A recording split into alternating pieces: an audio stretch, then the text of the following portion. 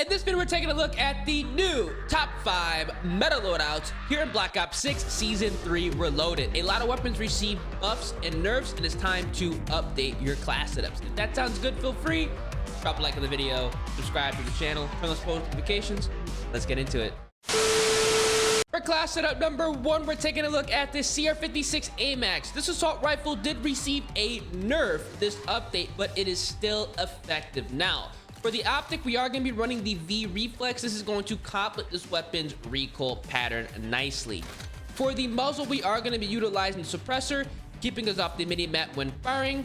For the barrel, we are going to be running the long barrel, bumping up damage range.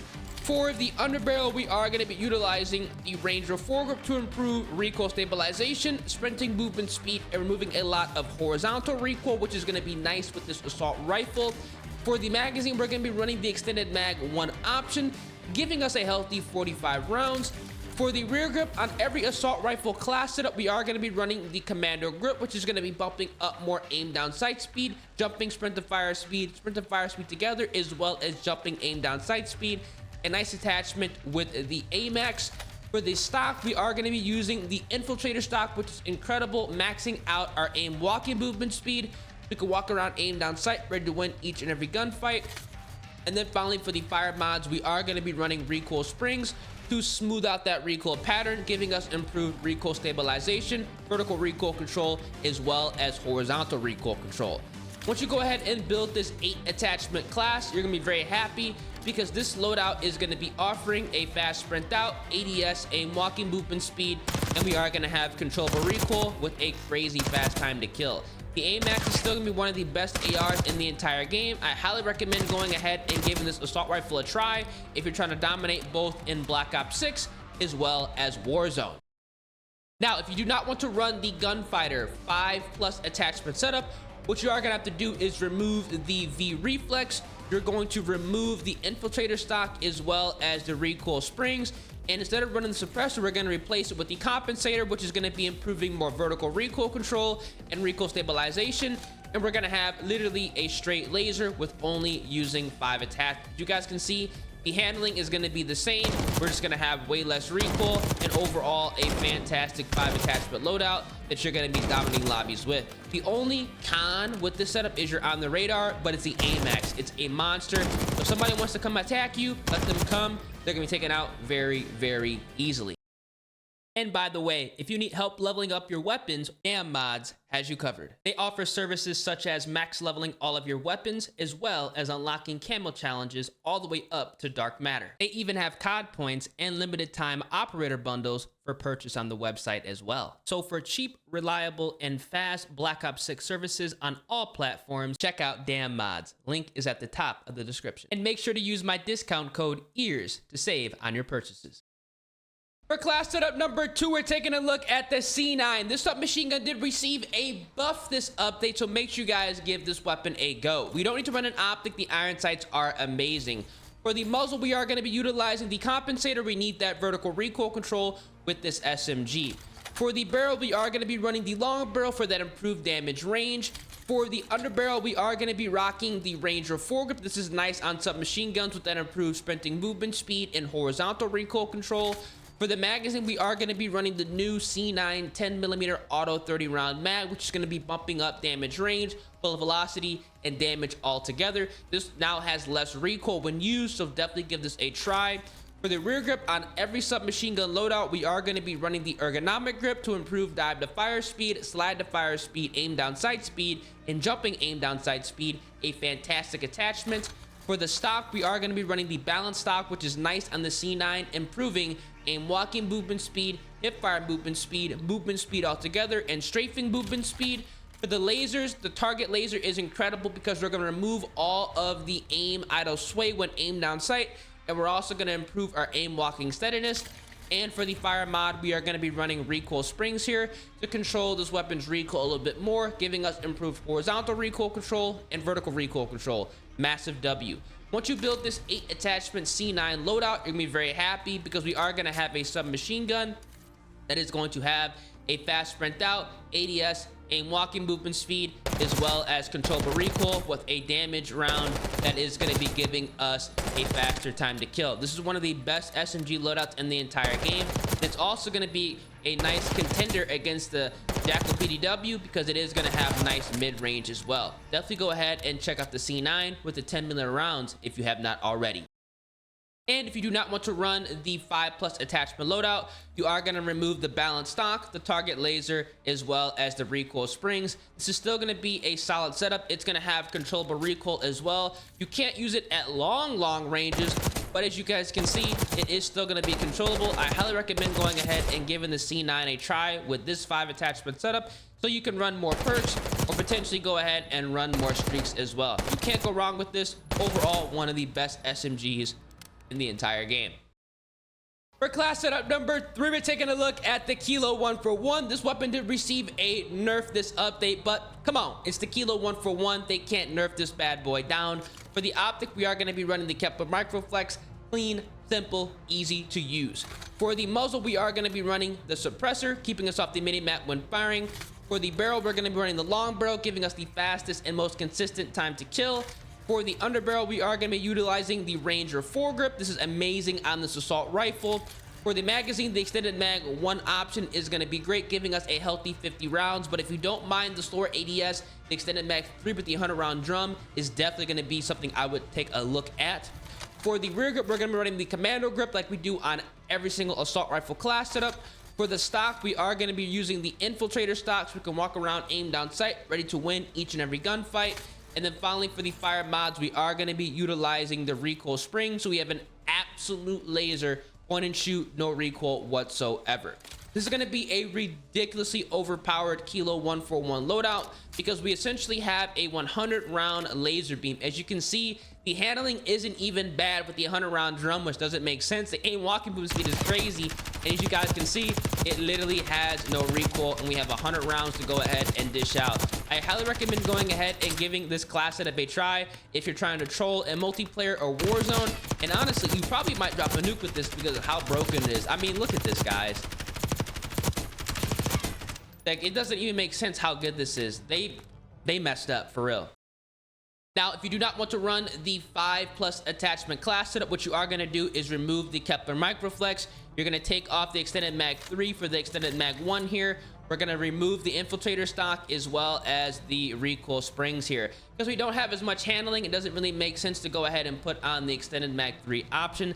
This is still going to be a rock solid build that's going to be giving us a fast TTK and overall great handling. As you guys can see, the ADS is fast, aim walking movement speed is still going to be solid as well, and we are going to have a controllable AR that you can use at any and all ranges. The iron sights are nice in my personal opinion.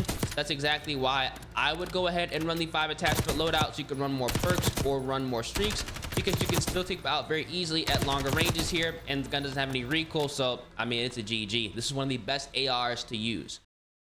For class setup number 4, we're taking a look at the Goblin MK2. They actually buffed this weapon again this update. They're really trying to get people to rock this assault rifle. For the optic, we're going to be running the Kepler Microflex. Clean, simple, easy to use. This is now going to be a great choice with this AR. For the muzzle, we are going to be running the ported compensator for that first shot recoil control and vertical recoil control. This is a semi-automatic weapon, so the ported compensator is going to be better than the regular compensator. For the barrel, we're going to be running the long barrel so we can have the fastest and most consistent time to kill. Very important on this weapon.